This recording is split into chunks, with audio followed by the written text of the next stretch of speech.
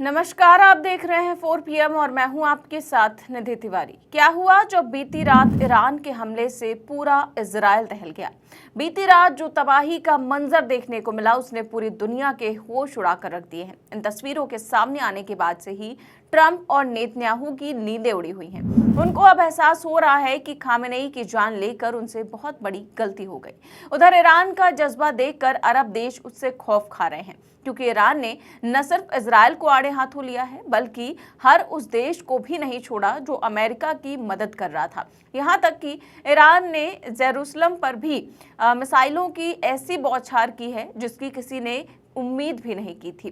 तो कैसे ईरान ने खामेनेई की मौत का बदला लेते हुए अपने दुश्मनों के पसीने छुड़ा दिए हैं और अब कैसे ईरान के खौफ से अरब मुल्क उसके सामने घुटने टेकते हुए नजर आ रहे हैं, बताएंगे आपको अपनी इस रिपोर्ट में। आज सत्ता की आंखों में आंखें डालकर पत्रकारिता करना बेहद मुश्किल हो गया है। हम पर मुकदमों से लेकर चैनल को बंद करने का दबाव बनाया जा रहा है। मुश्किल दौर है, लेकिन हम हार नहीं मानेंगे। इसीलिए 4 PM को ज्यादा से ज्यादा ज्वाइन करें और स्वतंत्र पत्रकारिता को जिंदा रखने के लिए जितना हो सके हमारा आर्थिक सहयोग करें। उम्मीद है कि आपके सपोर्ट से ये जंग भी हम जीत जाएंगे।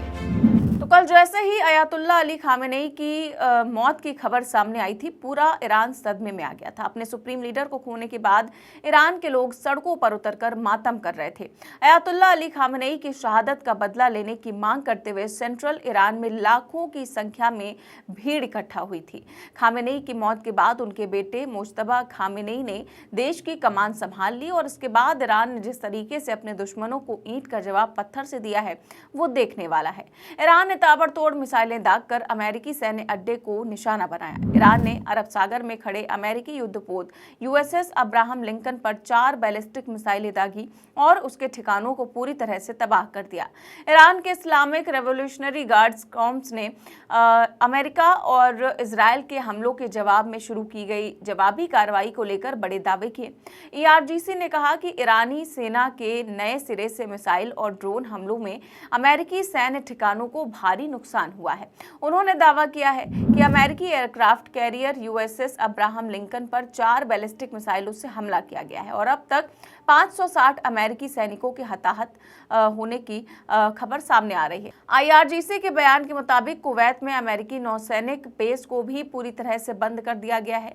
ईरानी सेना का कहना है कि इस अमेरिकी बेस पर बैलिस्टिक मिसाइलों और ड्रोनों से हमला किया गया, जिससे बुनियादी ढांचा नष्ट हो गया है और बड़ी संख्या में अमेरिकी सैनिक हताहत हुए हैं। इसके साथ ही ईरानी सेना इजराइल पर कहर बनकर टूट पड़ी। ईरान ने नेतन्याहू के देश को जहन्नुम बना दिया।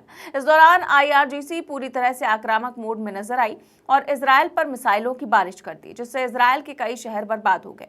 ईरान ने इजरायली इमारतों और मिलिट्री बेस पर एक साथ कई मिसाइलें गिराई। इसके साथ ही ईरान ने पवित्र शहर जेरूसलम पर भी एक साथ मिसाइलों की बौछार कर दी। ईरान ने एक साथ दर्जनों मिसाइलों और ड्रोन से हमले किए।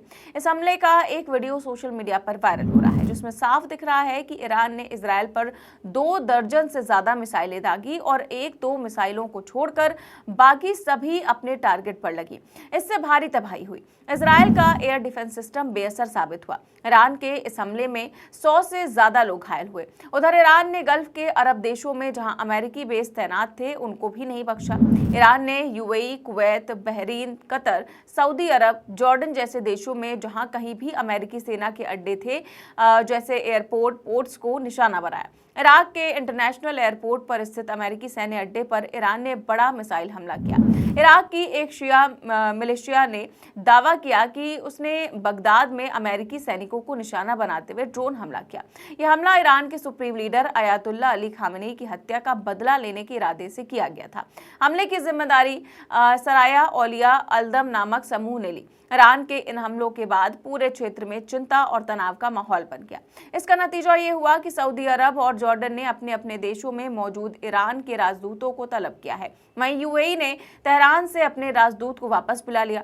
इन देशों का कहना है कि ईरान के हमलों से उनकी सुरक्षा को खतरा है। इससे पहले कतर और कुवैत भी ईरान के राजदूतों को तलब कर चुके थे। मतलब एक एक करके उन अरब देशों ने भी अपने कदम पीछे खींच लिया है, जो पहले खुलकर अमेरिका के साथ खड़े दिखाई दे रहे थे। इस बीच ईरान के सुप्रीम नेशनल सिक्योरिटी काउंसिल के सेक्रेटरी अली लारिजानी ने अमेरिकी राष्ट्रपति डोनाल्ड ट्रंप पर जमकर निशाना साधा। उन्होंने एक्स पर ट्वीट करते हुए ट्रंप को डिल्यूजनल फैंटेसीज का शिकार बताया और कहा कि उन्होंने पूरे इलाके को अराजकता में धकेल दिया है।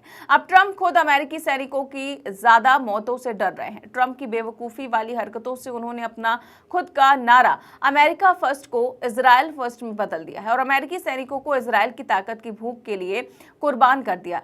वहीं एक दूसरे पोस्ट में अली लारिजानी ने कहा कि अमेरिका से ईरान कोई बातचीत नहीं करेगा। उन्होंने ट्रंप पर तंज कसते हुए कहा कि उन्होंने अपने झूठे वादों से पूरे इलाके को अस्थिर कर दिया और अब अमेरिकी सैनिकों की मौत को लेकर परेशान है। इस बीच बड़ा सवाल ये खड़ा हुआ कि क्या ब्रिटेन भी इस जंग में शामिल हो गया है? क्या वो अमेरिका और इजराइल के साथ मिलकर ईरान के खिलाफ मोर्चा खोल रहा है? ब्रिटेन के प्रधानमंत्री ने इन अटकलों पर विराम लगाते हुए साफ कह दिया है कि ब्रिटेन सीधे हमलों में शामिल नहीं है, लेकिन उसकी सेना क्षेत्र में सक्रिय है। मिडिल ईस्ट में तनाव के बीच ब्रिटिश सरकार ने आपात बैठक की। बैठक के बाद उन्होंने देश को संबोधित करते हुए कहा कि ईरान को निशाना बनाने वाले अमेरिकी इजरायली हमलों में ब्रिटेन की कोई भूमिका नहीं है। The death of the supreme leader will not stop Iran from launching these strikes. Their approach is becoming even more reckless and more dangerous to civilians.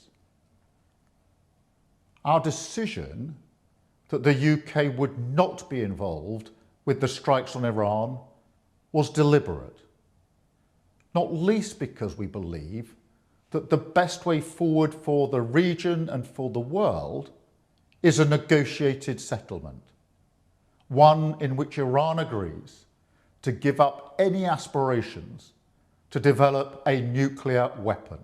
28 फरवरी को अमेरिका और इजराइल ने मिलकर ईरान पर बड़े पैमाने पर एयर स्ट्राइक किए थे। इसमें ईरान के सुप्रीम लीडर खामेनेई सहित कई टॉप अधिकारी मारे गए। यह हमला ईरान के मिसाइल साइट्स, मिलिट्री बेस और न्यूक्लियर से जुड़े ठिकानों पर फोकस था, जिसे रेजिम चेंज का लक्ष्य बताया जा रहा था। इसके जवाब में ईरान ने बदला लेते हुए मिसाइल और ड्रोन अटैक किए, जिसके बाद मिडिल ईस्ट में ऐसी तबाही मची कि दुनिया देखती रह गई।